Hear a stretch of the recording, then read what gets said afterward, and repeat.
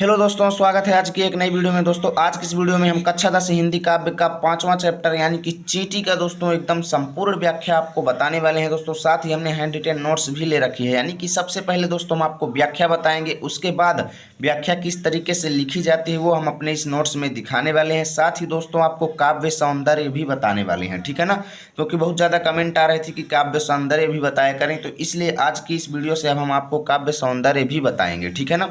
तो चलिए बिना देरी किए हुए वीडियो को शुरू करते हैं। बस वीडियो में अंत तक जुड़े रहें। पहले हम आपको पूरी किताब में पढ़ाएंगे, ठीक है ना, उसके बाद फिर नोट्स में आपको दिखाएंगे कि किस तरीके से इसको बोर्ड एग्जाम में आपको व्यक्त करना है। तो चलिए बिना देरी किए हुए शुरू करते हैं, ठीक है ना। यहाँ पर देखो सुमित्रा नंदन पंत जी द्वारा रचित ये चींटी चैप्टर है, ठीक है ना। इस वर्ष ये सिलेबस में है, ठीक है ना। इसका दूसरा पार्ट चंद्रलोक में प्रथम बार है, उसको हम नेक्स्ट वीडियो में पढ़ाएंगे, ठीक है ना। तो चलो शुरू करते हैं। तो यहाँ पर देखो पहला पद क्या है। चींटी को देखा वह सरल बिरल काली रेखा, तम के तागे सी जो हिलडुल चलती, लघु पद पल पल मिलजुल। वह है पिपीलिका पाती, देखो ना किस भांति, काम करती वह संतत, कन कन कन के चुनती अविरत। देखो बहुत ज़्यादा इंपॉर्टेंट है यहाँ पर। कैसे क्या कहा है इन्होंने, सुमित्रा नंदन पंत जी ने चींटी की श्रमशीलता का, चींटी इतना मेहनत करती है उसका सहारा लेकर के उन्होंने लोगों को संदेश दिया है, ठीक है ना। क्या संदेश दिया है भाई, उन्होंने क्या कहा है व्यक्ति को कि दोस्तों, साथियों, व्यक्तियों, क्या आपने कभी चींटी को देखा है, ठीक है ना। वो आपसे प्रश्न करते हैं कि क्या आपने कभी चींटी को देखा है, और देखे होंगे तो पाए होंगे कि वह सरल है, विरल है और एक काली रेखा के समान।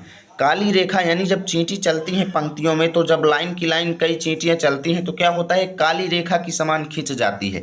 तो क्या कहते हैं, देखो यहाँ पर ध्यान से देखिएगा, इतनी 4 लाइनों का इकट्ठा अर्थ निकलेगा, ठीक है ना। देखो, क्या आपने कभी चींटी को देखा है, वह सरल है, सरल मतलब एकदम सीधी लाइनों में, ठीक है ना।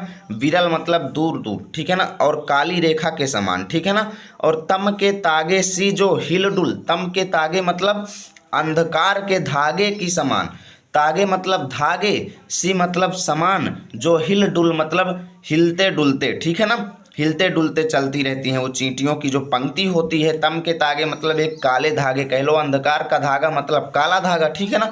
काला धागे के समान वो हिलती डुलती रहती हैं और चलती लघुपद पल पल मिलजुल, और चलती हैं अपने छोटे छोटे पैरों से, लघुपद मतलब छोटे छोटे पैरों से, पल पल मतलब प्रत्येक क्षण क्षण मिलजुल करके वो चलती रहती हैं, ठीक है ना।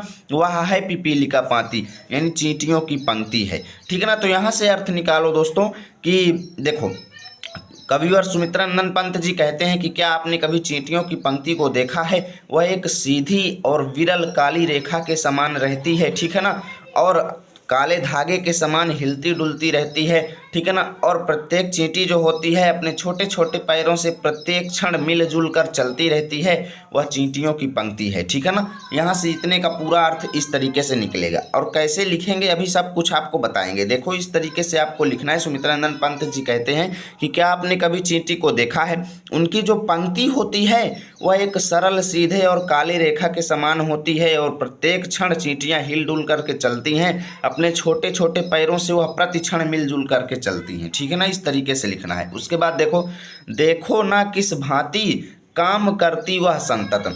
आप देखो कि किस प्रकार चींटियां जो होती हैं लगातार काम करती रहती हैं, काम करती वह संतत, ठीक है ना, यानी लगातार काम करती हैं चींटियां जो होती हैं, किस तरीके से वो लगातार काम करती हैं।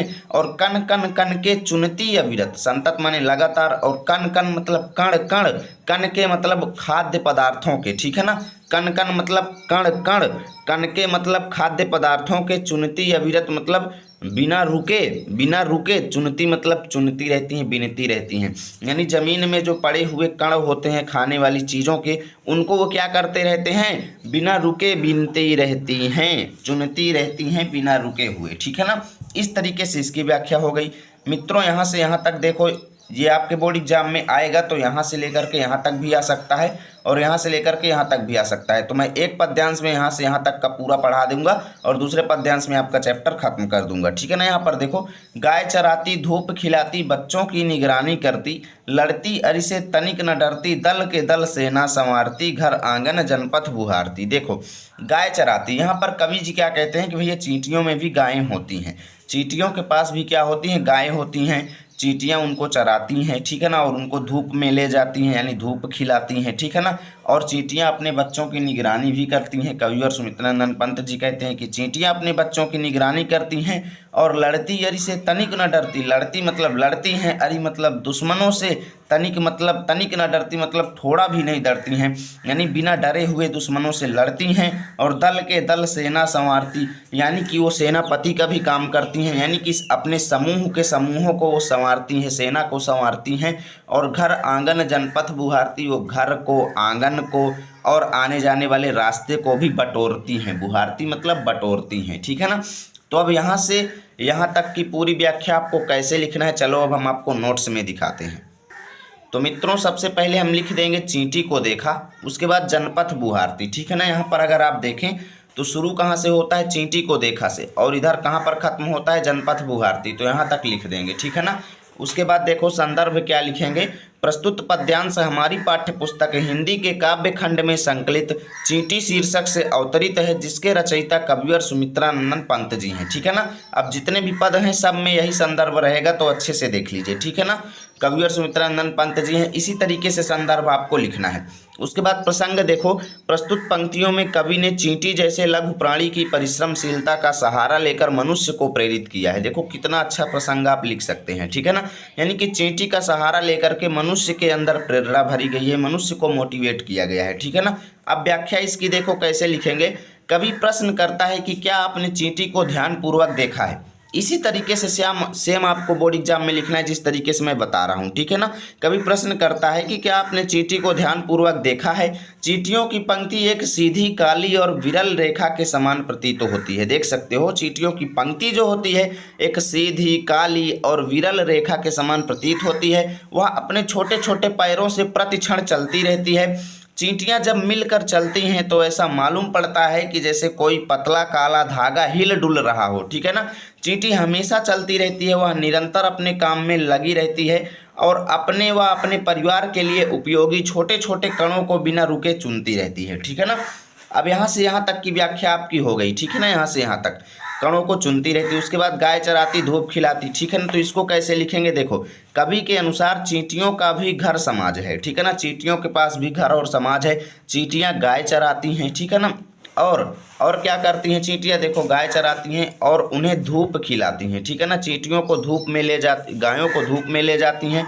वे अपने बच्चों की देख रेख करती हैं, ठीक है ना। यहाँ पर देखो क्या दिया गया है, यहाँ पर आप देखें तो बच्चों की निगरानी करती, यानी चींटियां अपने बच्चों की देख रेख करती हैं, ठीक है ना। अपने शत्रुओं से निर्भय होकर लड़ती हैं, यानी शत्रुओं से बिना डरे वो क्या करती हैं, लड़ती हैं चींटियां, ठीक है ना। उसके बाद क्या है, अपनी सेना सजाती हैं, यानी अपनी सेना को संवारती हैं। चींटियां जो होती हैं क्या करती हैं, अपनी सेना संवारती हैं। और घर आंगन जनपथ बुहारती, तथा घर आंगन और रास्ते को साफ करती हैं। इस तरीके से आपको लिख देना है, ठीक है ना। जिस तरीके से मैंने यहाँ पर आपको बताया है सेम ऐसे ही आपको लिखना है।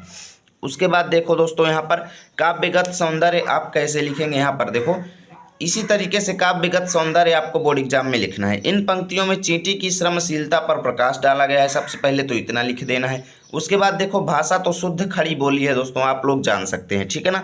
शैली क्या है, वर्णनात्मक है, यानी वर्णन किया गया है। रस क्या है दोस्तों, वीर रस है। और गुण क्या है, ओज है, यानी जहाँ पर वीर रस रहेगा दोस्तों वहाँ पर गुण ओज जरूर रहेगा, ये ध्यान दीजिएगा, ठीक है ना। गुण क्या है, ओज है। उसके बाद अलंकार क्या है दोस्तों, उपमा और अनुप्रास है। उपमा और अनुप्रास क्यों है दोस्तों, क्योंकि यहाँ पर देखिए यहाँ पर तुलना की जा रही है कि अंधकार के धागे के समान उनकी पंक्ति जो है ना, उस यानी कि तम के तागे सी जो हिल डुले, यानी कि तुलना की जा रही है, तो उपमा अलंकार यहाँ पर हो जाएगा, ठीक है ना। और अनुप्रास अलंकार यहाँ पर भी हो जाएगा, कहाँ से, कन कन कन के का की आवृत्ति के कारण यहाँ पर क्या हो जाएगा, अनुप्रास अलंकार हो जाएगा। उसके बाद देखो छंद इसमें गेय पद है। इस तरीके से आपको पूरा काव्यगत सौंदर्य लिखना है, ठीक है ना। चलिए चलते हैं अब हम अगले पद की ओर। तो देखिए मित्रों अगला पद है, चींटी है प्राणी सामाजिक, वह श्रमजीवी वह सुनागरिक। देखा चींटी को उसके जी को, भूरे बालों की सी कतरन, छिपा नहीं उसका छोटापन। वह समस्त पृथ्वी पर निर्भय विचरण करती, श्रम में तन्मय वह जीवन की जिंदगी अक्षय। वह भी क्या देही है तिल सी, प्राणों की रिल मिल झिलमिल सी। दिन भर में वह मीलों चलती, अथक कार्य से कभी न टलती। दिन भर में वह मीलों चलती, अथक कार्य से कभी न टलती। ठीक है ना, इसको देखो समझो, बहुत अच्छी चीज़ है। यहाँ पर चींटी है प्राणी सामाजिक। सुमित्रानंदन पंत जी क्या कहते हैं कि ये चींटी जो है एक सामाजिक प्राणी है, यानी समाज में रहने वाला व्यक्ति है। चींटी जो है उसका भी अपना समाज है, ठीक है ना। वह श्रमजीवी, वह सुनागरिक है और उसके अंदर भी एक अच्छे नागरिक के संपूर्ण गुण विद्यमान है। वह श्रमजीवी है, यानी वह मेहनत करके जीने वाला प्राणी है, ठीक है ना। श्रमजीवी मतलब मेहनत करके जीने वाला प्राणी है, ठीक है ना। तो इसी तरीके से आपको देखिए, मैं एक एक चीज़ आपको बता रहा हूँ, ठीक है ना। साथ में आपको नोट्स भी मैं दिखाऊंगा अभी, ठीक है ना। उसके बाद देखो, देखा चींटी को उसके जी को। कवि जी क्या कहते हैं, प्रश्न आपसे करते हैं कि क्या आपने कभी चींटी को देखा है और उसके जी को देखा है, उसकी शरीर को आपने देखा है, ठीक है ना। उसके जी को यानी उसकी शरीर को आपने देखा है, कैसी लगती है वो। भूरे बालों की सी कतरन, यानी भूरे भूरे बालों के कतरन के समान, कतरन मतलब टुकड़े के समान वो दिखाई देती है चींटी जो होती है। और छिपा नहीं उसका छोटापन, वो इतनी छोटी होती है लेकिन फिर भी उसका छोटापन छिपा नहीं, वो इतना ज़्यादा फेमस प्राणी है, ठीक है ना। यानी इतनी छोटी होते हुए भी उसको सब लोग जानते हैं, उसका छोटापन जो है वो तनिक भी छिपा नहीं, ठीक है ना। वह समस्त पृथ्वी पर निर्भय, यानी वह पूरी धरती पर निर्भय मतलब निडर हो करके, वह समस्त पृथ्वी पर निर्भय मतलब निडर हो करके विचरण करती मतलब घूमती रहती है, चलती रहती है। और श्रम में तन्मय मतलब अपने कार्य में तल्लीन हो करके, तन्मय मतलब तल्लीन हो करके, ठीक है ना। अपने काम में तल्लीन हो करके वह पूरी पृथ्वी में घूमती रहती है। वह जीवन की जिंदगी अच्छे, यहाँ पर क्या कहते हैं सुमित्रानंदन पंत जी को, वह जिंदगी की एक जिंदगी अच्छे यानी बिना बुझने वाली चिंगारी है, ठीक है ना। वह जीवन की जिंदगी अच्छे मतलब बिना बुझने वाली चिंगारी है, ठीक है ना, बिना बुझने वाली चिंगारी है। इस तरीके से आपको लिखना है, सेम टू जो मैं आपको बता रहा हूँ कि वह जीवन की कभी ना नष्ट होने वाली, अच्छे मतलब कभी ना नष्ट होने वाली या कभी ना बुझने वाली चिंगारी है, ठीक है ना। वह भी क्या देही है तिल सी, चींटी जो है दोस्तों एक तिल के समान देही है। चींटी की देही यानी शरीर जो है एक तिल के समान है, ठीक है ना। और प्राणों की रिलमिल झिलमिल सी, प्राणों की रिलमिल झिलमिल सी यानी कि उसके जो प्राण हैं दोस्तों, यानी कि वो कभी भी मरने से तो डरती ही नहीं है, रिलमिल झिलमिल सी रहती है, ठीक है ना। हमेशा देखो अभी कैसे लिखना है मैं आपको एक एक चीज बताऊंगा, ठीक है ना। वह दिल के समान अत्यंत छोटी है तथा शक्ति से परिपूर्ण है दोस्तों। प्राणों की रिलमिल झिलमिल सी शक्ति से परिपूर्ण है बहुत ज़्यादा, ठीक है ना। दिन भर में वह मीलों चलती है, दिन भर में वो जितना ज़्यादा चलती रहती है उसको जोड़ा जाए तो मीलों की दूरी हो जाएगी। और अथक है, यानी इतना चलते हुए भी वो थकती नहीं है दोस्तों, अथक है, ठीक है ना, थकती नहीं है। और कार्य से वो कभी नहीं टलती, अपने काम से वह कभी भी जी नहीं चुराती, आलस से कभी नहीं करती, ठीक है ना। तो इतना आपको देखिए यहाँ से यहाँ तक की पूरी व्याख्या आपको लिखना है। चींटी है प्राणी से लिख करके यहाँ तक की, ठीक है ना, कभी न टलती। चलो नोट्स में दिखाते हैं आपको।